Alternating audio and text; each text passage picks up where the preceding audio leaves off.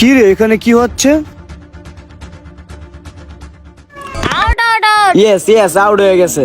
দেখ দেখ, আমি মায়ের কসম কইতাছি আমি আউট হই নাই। আজকে ওই বাড়িতে আসুক, আজকে ওর খবর আছে। ওই বেটা তুই মিথ্যা কথা আজকে, তুই তো আউট হইছস। আরে ভাই আমি তো মায়ের কসম কইতাছি আমি আউট হই নাই। দেখ মুর্শেদ, মিছা কথা বলবি না, তুই তো আউট হইছস। দেখ না দিমা, আমি কিন্তু মায়ের কসম কইতাছি আমি আউট হই নাই। আচ্ছা ঠিক আছে, বল কর। আচ্ছা ঠিক আছে, খেল। বাইরে যাই আমি এখনই কই আমি বড় বড় ছয় মারছি। ভাইয়া আজকে আমি মারে বড় বড় ছয় মারছি। ইয়েস। চুপ, মিথ্যাবাদী কোথাকার।